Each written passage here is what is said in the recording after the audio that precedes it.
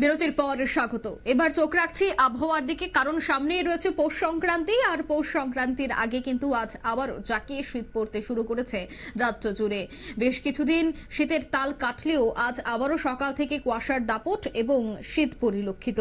ভারী কুয়াশায় ঢাকলো আকাশ, দৃশ্যমানতা নেমেছে ক্রমশ। তবে এই শীত খুব একটা দীর্ঘস্থায়ী হবে না, সেটাই কিন্তু জানাচ্ছে দফতর।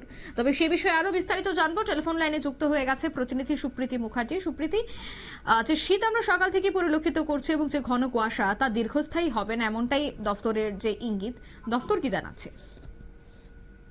এখন জানুয়ারির শুরুতেই যেভাবে শীত পড়েছিল, মাঝখানে যদিও সেই শীত উধাও হয়ে গিয়েছিল, তবে আজকে তোমার জানুয়ারির দ্বিতীয় সপ্তাহতে এবার ধীরে ধীরে তোমার ছন্দে ফিরতে শুরু করেছে শীত। দেখো, ফের পারদ পতন হচ্ছে ধীরে ধীরে, এবং দ্বিতীয় সপ্তাহতেই শীত আবারও ঘরে ফেরাতে স্বাভাবিকভাবে খুশি কোথাও মানুষের সাথে রাজ্যবাসী।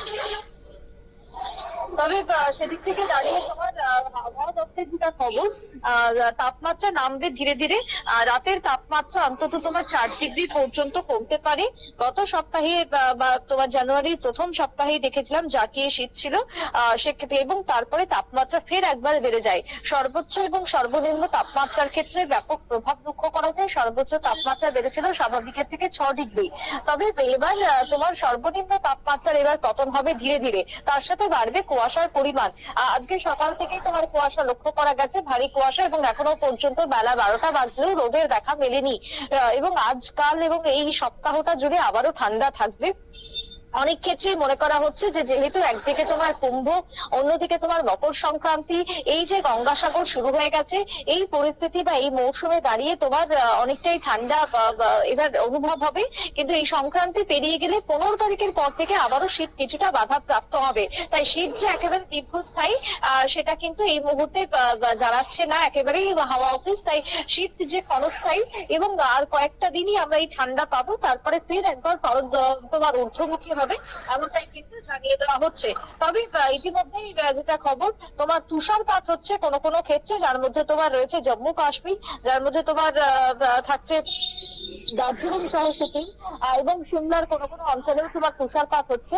ভারী তুষারপাতের কারণে তোমার সেখানে বাড়ছে পর্যটকদের সংখ্যা। কোনো কোনো জায়গায় যে লেক গুলো রয়েছে, বিশেষ করে তোমার গ্যাংটকের যে সমস্ত লেক গুলো রয়েছে, অধিকাংশ লেকেই তোমার বরফ জমে প্রায় তোমার সেক্ষেত্রে জমে গেছে লেক। সুতরাং কোনো কোনো পাহাড়ি এলাকাতে তোমার ঠান্ডাটা এতটাই পড়েছে যে সেক্ষেত্রে কিন্তু ভারী তোমার প্রভাব লক্ষ্য করা যাচ্ছে।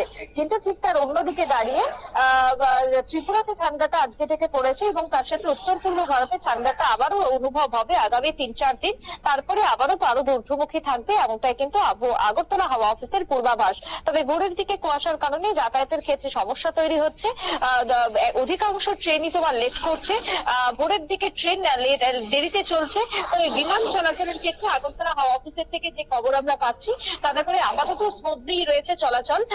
বিশেষ করে বাংলাদেশের বেশ কিছু বিমানের ক্ষেত্রে তার সমস্যা দেখা দিয়েছিল, তোমার আন্তর্জাতিক বিমানের ক্ষেত্রে সেগুলো জরুরি ভিত্তিতে অবতরণ করানো হয় ভারতবর্ষের কোনো কোনো এয়ারপোর্টে। তবে আপাতত ত্রিপুরা থেকে বিমান সার্ভিস সেটা সম্পূর্ণভাবে এখনো পর্যন্ত স্বাভাবিক রয়েছে, স্বাভাবিকভাবেই চলছে।